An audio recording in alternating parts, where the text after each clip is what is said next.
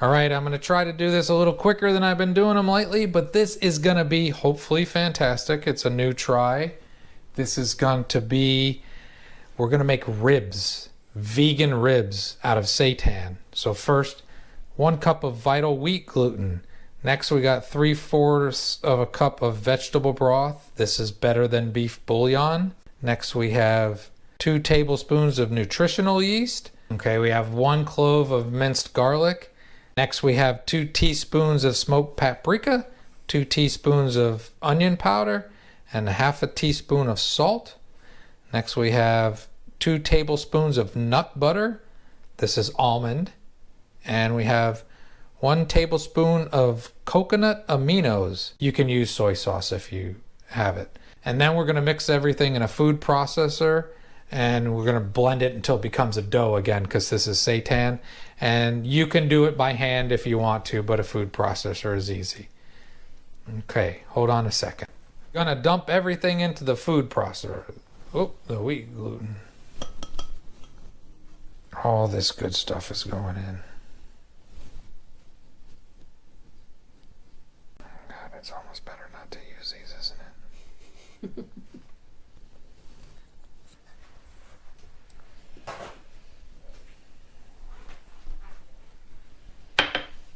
Trying to do it this way so my hand's not always in the way, because every time I do cooking videos my hands are always in the way.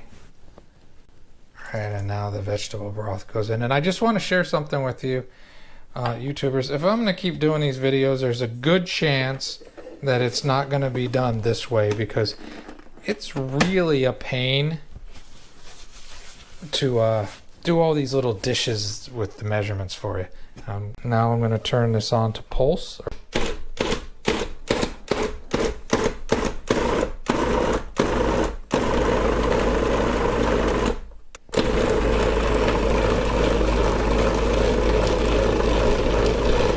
I sped this up, but I wanted to give you the entire idea of how long it takes to mix this, and it was another 1 and 6 seconds. So it takes a little bit of time, even in a food processor, to mix this up. All right, we stopped it. Now we're going to take a look at it. We're trying to figure this one out, YouTube. We've never made this recipe before. And throw another tablespoon of vital wheat gluten in there. I'm going to mix it up some more. Felt a little too wet.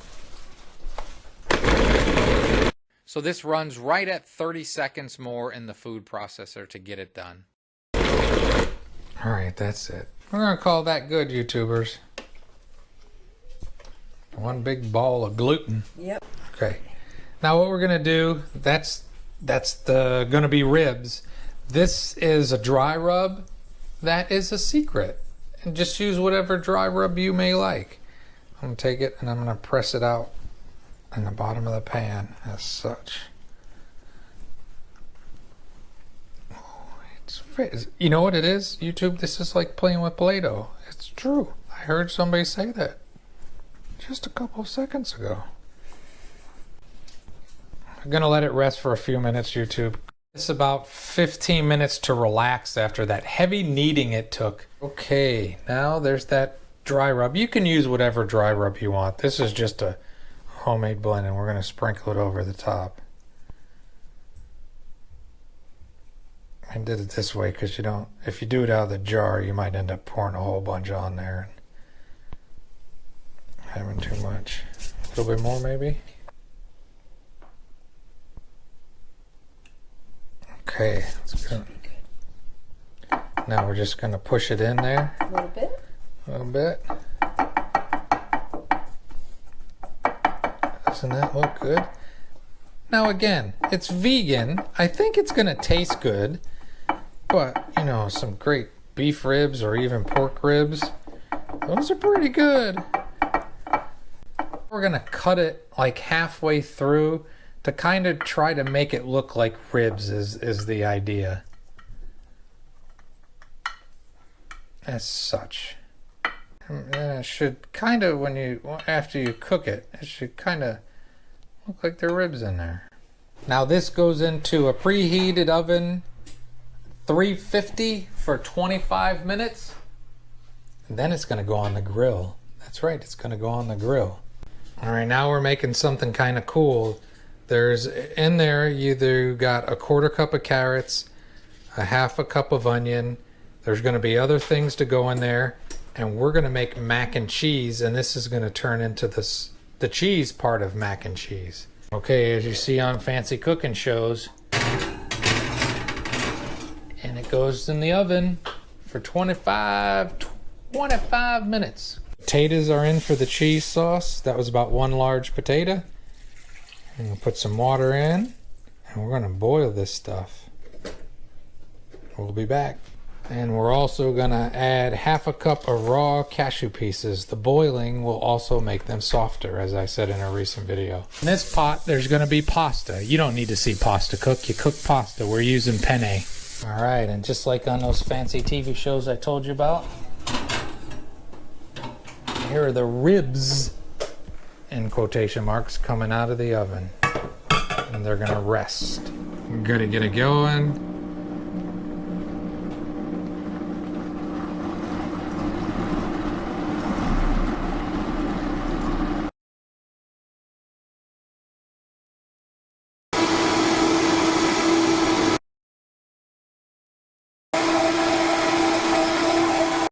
You could see the steam coming out because it's warm. I'm gonna do it till it's perfectly smooth. I'm gonna do a taste test. Fake cheese. That's good.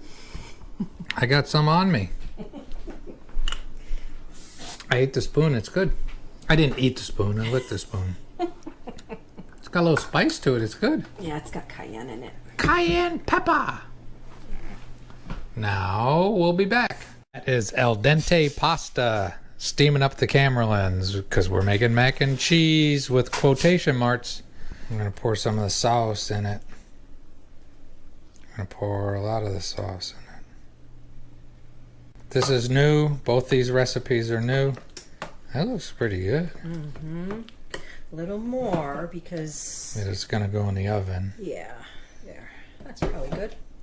There we go. And then we'll have extra sauce Yeah. for something else. Extra sauce. We're dumping that right into a greased dish because it's gonna go in the oven. Some people put it in ovens. Some people put it in oven. Yay! Into the oven at 350 for 30 minutes. Daya cheese, Mexican 4-cheese blend.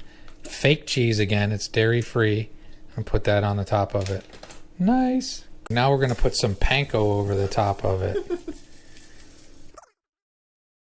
I think panko's gonna work nicely. Right, I don't normally like to do this, but I'm gonna put some non-stick Reynolds wrap, some Sweet Baby Ray's. Spread it around here with a brush. Hold on. On goes the ribs.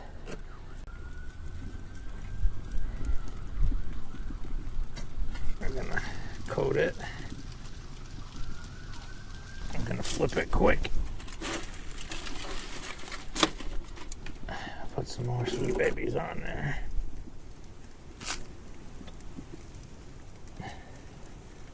See how this is gonna turn out. We'll see. Try to tell you the truth. Alright. Kind of a nasty day here in the Yoop.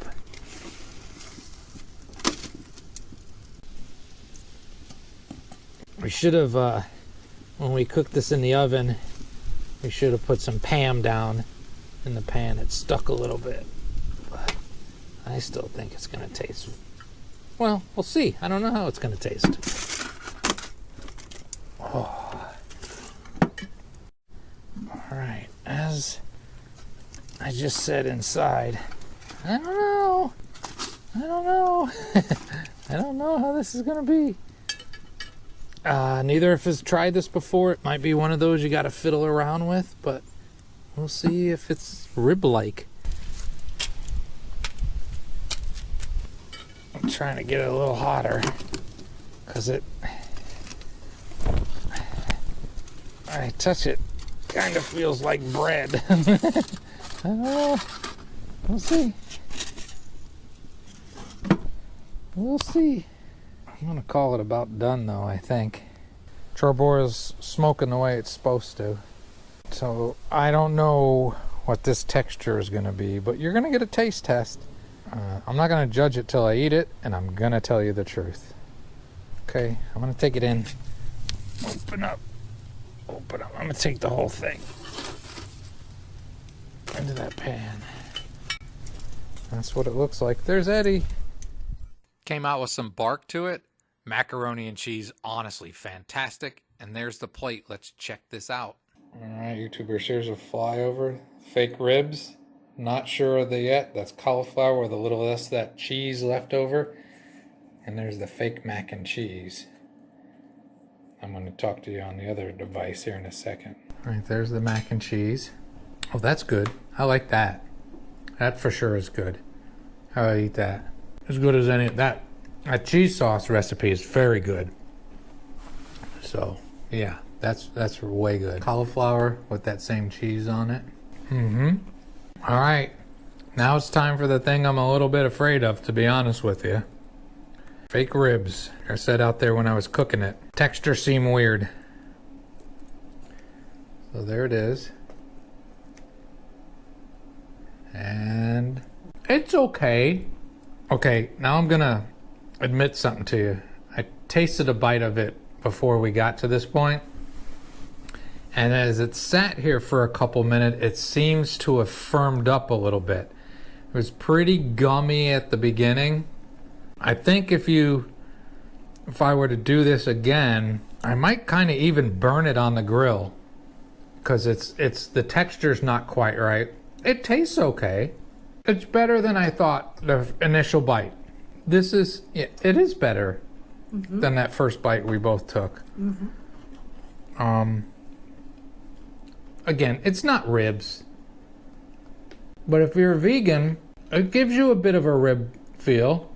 And I think sometimes with things like this, well, I don't think, I've been told that when you're doing seitan like this, sometimes it needs to cool a little bit and it'll firm up.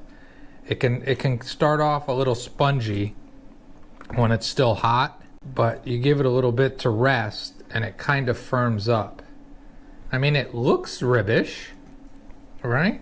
I'll show you a picture with the camera right here. It's as good as McDonald's McRib, but I don't know what the hell's in that either. They do look like ribs, like that picture showed you. And as they cool a little bit, they do get a better texture. I would eat this again, but I will also say, again, first time either of us have tried this recipe. So, sometimes you got to fiddle with things. I will say it's not my favorite. These ribs aren't my favorite, but I'm going to eat them. They're not bad. It's growing on me. You know what, though? This mac and cheese, that doesn't need to grow on me. That's good. I actually don't eat macaroni and cheese hardly ever because, again, cholesterol and stuff like that. But this being vegan, it tastes good. It's not bad for you. Macaroni and cheese, definite winner. Cauliflower's good because it's got that cheese sauce. And at this point, I will say that the barbecue ribs are okay. They're not bad and are not fantastic. I give it that far of a thumbs up. That's fantastic. That's where this is, which is still good. But I'm going to enjoy it, and I'm going to have, and I hope you have, a great and wonderful day. All right, one final note. There's a lot of ways to deal with seitan, and it can be tricky. I will say this. This is my second plate, so I don't hate this. I really like the mac and cheese.